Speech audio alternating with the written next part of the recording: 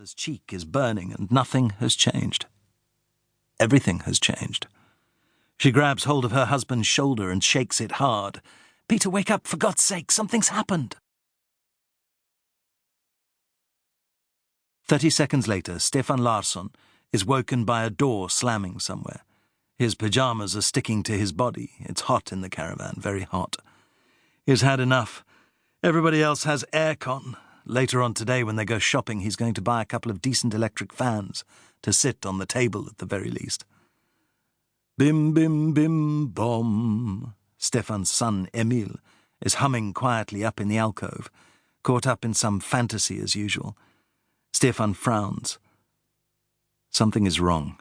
He reaches for his glasses with their thick black frames, puts them on and looks around. The faithful old caravan looks the same. When he and Karina bought it 15 years ago, it had been around for at least that long already. But after countless holidays and bird-watching expeditions, it feels like a friend. And you don't sell a friend online for a few thousand kroner. The worn surfaces have a dull sheen in the light penetrating the thin curtains. Nothing unusual about that. Karina's asleep, facing away from him. She's kicked off the sheet, and the generous curve of her hip is like something from an old painting. Stefan leans over her and picks up the salty aroma of her body. He can see tiny beads of sweat at her hairline.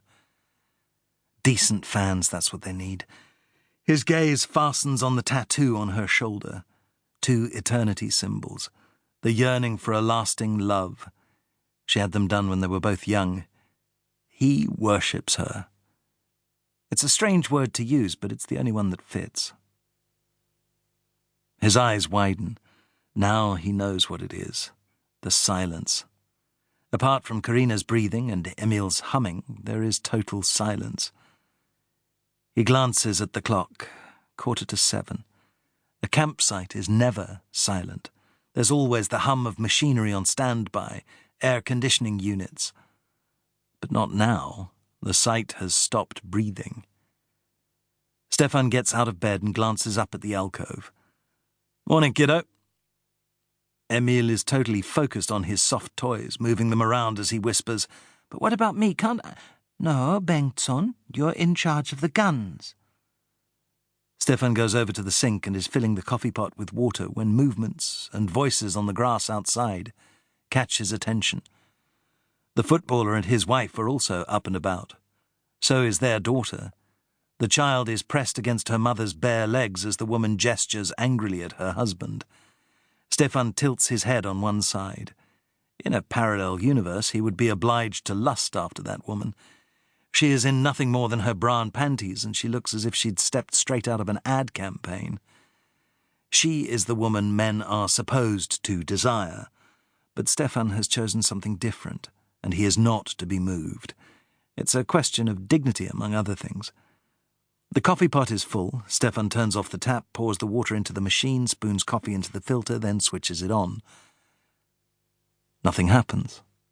He flicks the switch up and down a couple of times, checks that it is plugged in properly, then thinks power cut, which also explains the absence of an electrical hum.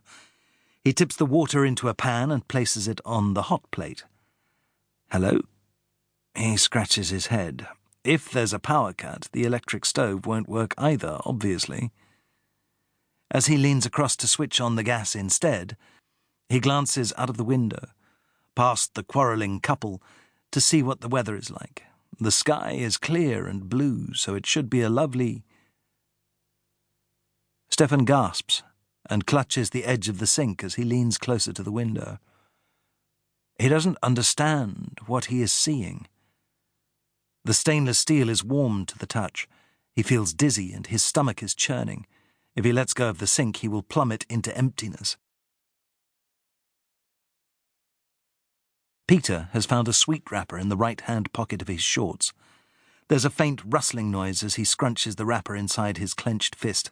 Isabella's yelling at him, and he stares at the exact spot on her cheek where the palm of his hand might land if it were not fully occupied with the sweet wrapper. "How could you be so fucking stupid, leaving the keys in the car when you were so fucking drunk, that some idiot was able to drive off and dump us in this... He mustn't hit her.